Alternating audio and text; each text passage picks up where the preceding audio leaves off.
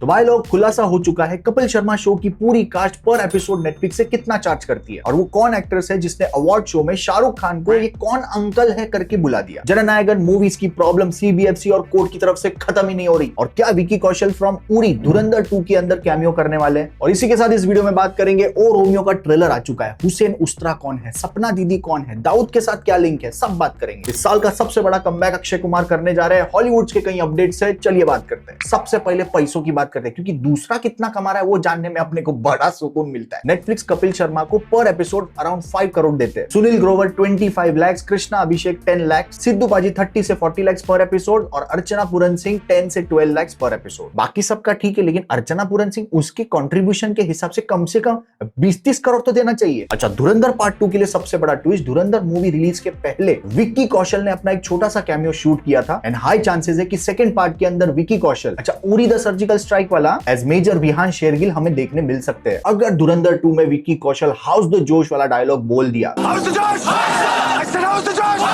बेचारे रणवीर सिंह की मूवी है यार, अगर विक्की कौशल आ गया, मैं बता रहा हूँ रणवीर सिंह बेचारा साला फर्स्ट पार्ट में अक्षय खन्ना क्रेडिट ले गया, सेकंड पार्ट में विक्की ले जाएगा। रणवीर सिंह भी लाइक करे तो करे क्या, बोले तो बोले क्या, चल अपना तो आतंक ही खत्म हो गया। और अगर विक्की कौशल कैमियो में है तो यामी गौतम भी रहेगी और विक्की कौशल धुरंधर पार्ट 2 में रहेंगे। उसका एक और प्रूफ ये भी है, धुरंधर रिलीज के बाद विक्की कौशल ने ट्वीट किया था अप्रिशिएट करते हुए धुरंधर को, तो आदित्य का उस पर रिप्लाई क्या आता है, थैंक्स विक्कू, तू भी मेरा धुरंधर है। अब बात करते हैं सबसे बड़ा कमबैक इस साल का, जो आदमी सुबह 4 बजे उठ के पहले सन को विटामिन डी देता है, फिर बाद में सन सुबह 6 बजे अपने को विटामिन डी देता है। अक्षय कुमार 7 महीने के लंबे समय के बाद हमें 15 मई को दिखने वाले हैं भूत बंगला। और ऐसा कोई आंडू पांडू मूवी नहीं है, प्रियादर्शन डायरेक्टर है, राम लखन की जोड़ी है दोनों की। और सिर्फ एक नहीं, प्रियादर्शन के साथ दूसरी मूवी इसी साल हैवान भी आने वाली है जिसमें हमें सैफ अली खान भी दिखने वाले हैं। भाई अक्षय कुमार ने इतना फेलियर देख लिया है, प्रियादर्शन के साथ अब से वो आमलेट नहीं तहलका आमलेट बनाएगा। अब बात करते हैं कौन है वो जिसने मुड़ के एसआरके को अंकल बुलाया। तो एक हांडी अरसल करके टर्की की मॉडल और सुपरस्टार है। तो एक इंटरनेशनल अवार्ड शो के टाइम पे एसआरके आ रहे थे स्टेज के ऊपर एक हीरोइन के साथ, तो जो हांडी है वो ऑडियंस में, तो यार नाम इसका हांडी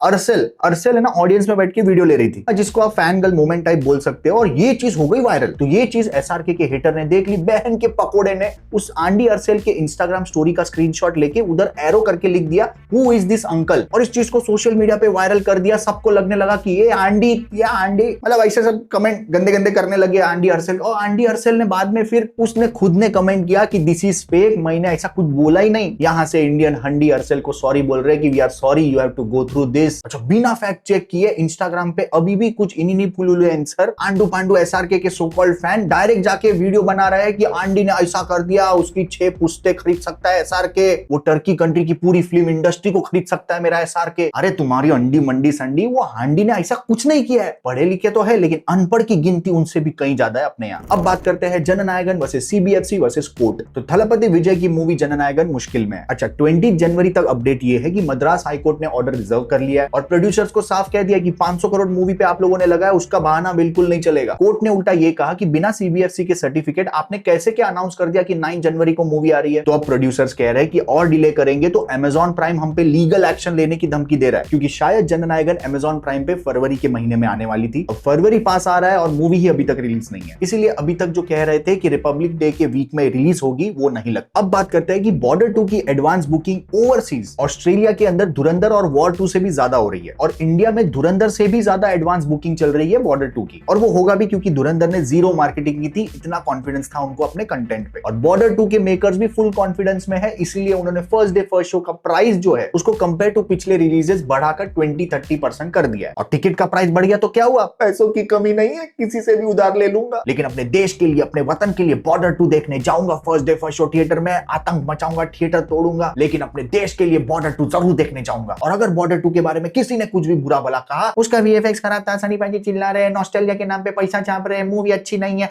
देशद्रोही है, वो देशद्रोही है, ये सुधरो रे। फर्स्ट डे फर्स्ट शो जा रहा हूं देखने, अपने चैनल पे रिव्यू डालेंगे बिना डरे। अच्छा, आप सब तो जानते ही हो, रश्मिका मंदाना सिकंदर मूवी के पहले ही बोल चुकी थी आप मेरे जितने भी फैंस है वो इस मूवी से थोड़ी कम एक्सपेक्टेशन।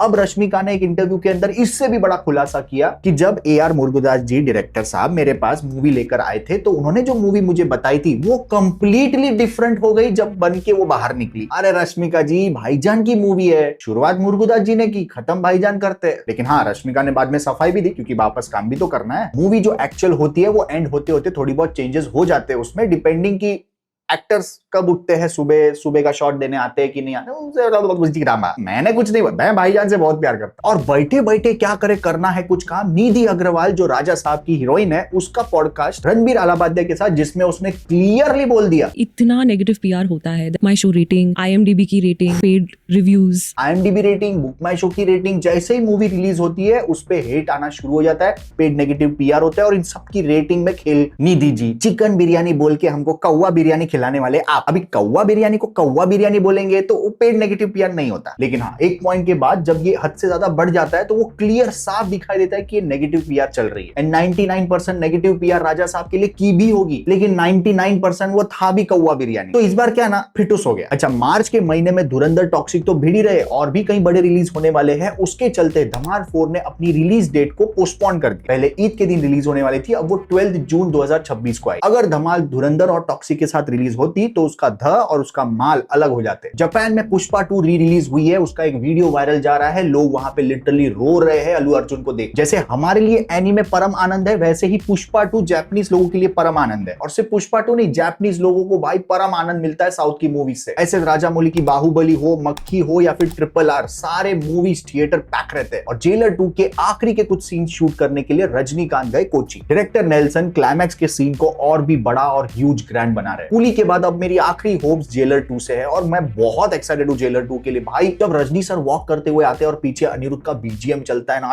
चक्कावात। ओ रोमियो का ट्रेलर आ चुका है। इस वैलेंटाइन लाल कलर का गुलाब नहीं, लाल खून बहेगा। विशाल भारद्वाज और शाहिद कपूर दोनों की जोड़ी ने मिलकर पहले भी हमें रंगून, कमीने, हैदर जैसी कल्ट मूवी दी है। अब 150 करोड़ के बजट में inspired by true story of Hussain Ustraa. अब कितना ये मूवी में दिखाएंगे वो तो नहीं पता, लेकिन हुसैन उस्त्रा का एक ही काम था कि दाऊद के ऊपर जाना है, नंबर 1 माफिया बनना है। लेकिन उसकी वीकनेस थी औरत का चक्कर। दूसरी साइड तृप्ति डिमरी एज अशरफ। अब दाऊद ने इसके हस्बैंड को बेरहमी से मार दिया तो ये बदला लेने जाती है। इसको पता चलता है दाऊद से टक्कर लेने वाला एक ही आदमी है, हुसैन उस्त्रा। मैंने पहले ही बोला था हुसैन उस्त्रा की वीकनेस लड़कियां है, ऊपर से ये तो तृप्ति डिमरी है। दाऊद है कोई आंडू पांडू नहीं कि रोड पे मिल जाए। तो ये लोग क्या करते हैं, स्टेप बाय स्टेप ऊपर जाते हैं। ये दोनों मिलके दाऊद के छोटे छोटे बिजनेस पे धावा बोलते हैं। अब मूवी में कितना दिखाते हैं पता नहीं, लेकिन तृप्ति डिमरी भाई धोखा देने वाली है। क्योंकि यहाँ फर्स्ट हाफ ट्रेलर के अंदर राणा पाटेकर गन दिखाता है हुसैन उस्त्रा को। मुंबई लोकल के अंदर फाइट चल रही है और ट्रेलर के एंड में जो अशरफ है, ऑल्सो नोन एज सपना दीदी, वो भी इसी मुंबई लोकल के सेटअप के अंदर गन दिखा रही है शाहिद को। धोखा दिया, औरत का चक्कर।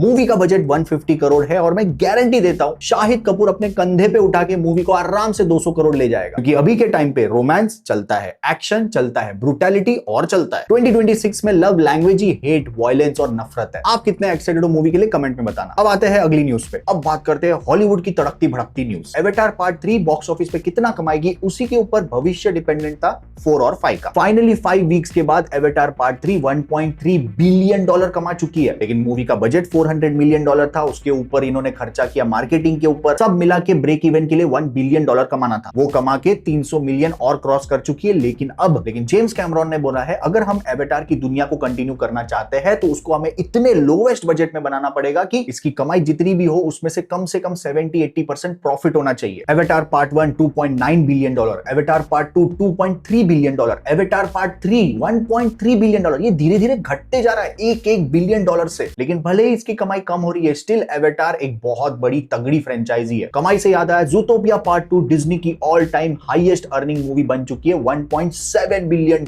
जिसने इनसाइड आउट जो $1.69 बिलियन थी उसको भी पीछे छोड़ दिया। अब मैट डेमन ने एक पॉडकास्ट के अंदर नेटफ्लिक्स का सबसे बड़ा सीक्रेट रिवील कर दिया। द रिप नाम की मूवी बेन एफ्लेक और मैट डेमन ने दोनों ने मिलकर नेटफ्लिक्स के लिए बनाई। अब बिकॉज ये नेटफ्लिक्स के प्लेटफॉर्म पे आने वाली है तो कोई भी अगर नेटफ्लिक्स के लिए मूवी बनाता है तो उसको कुछ नेटफ्लिक्स के रूल्स फॉलो करने पड़ते हैं। इनमें से एक रूल ये है कि हर 15 से 20 मिनट में जो व्यूअर्स है उनको बार बार रिकॉल करना है आपको कि आप कौन सी मूवी देख रहे हो, उसका नाम आना चाहिए और उसका प्लॉट आना चाहिए। जैसे for example the rip movie के अंदर कम से कम 6 बार मूवी का नाम लिया गया और मूवी में उस वक्त पे क्या चल रहा है उसको रिकॉल किया गया है। नेटफ्लिक्स इसे प्लॉट रीइंफोर्समेंट कहता है। ऐसा इसलिए किया जा रहा है क्योंकि नेटफ्लिक्स के जो व्यूअर्स है वो थिएटर की ऑडियंस नहीं है जो पूरी फोकस के साथ मूवी देखेगी वो है घर में बैठे वाली ऑडियंस जो बीच में कहीं दूसरा काम कर रही है, कोई मोबाइल सर्फ कर रहे हैं, तो उनको बार बार याद दिलाना है कि आप क्या देख रहे हो, क्या चल रहा है, एकदम बच्चे की तरह। अब ये प्रॉब्लमेटिक है, यही एवोल्यूशन है या ये फ्यूचर है, ये आप डिसाइड करो। और अगर आप प्ले स्टेशन के गॉड ऑफ वॉर के फैन हो तो भाई फ्रेंचाइजी बनने वाली है उसके अराउंड। Amazon प्राइम पर लाइव एक्शन सीरीज होने वाली है जिसमें जो मेन कैरेक्टर है क्रेटोस, उसका रोल रायन हर्ट्स करने वाले हैं। मैंने गॉड ऑफ वॉर खेली है और अब तक का मेरे लिए बेस्ट ओपन वर्ल्ड एक्शन कोई है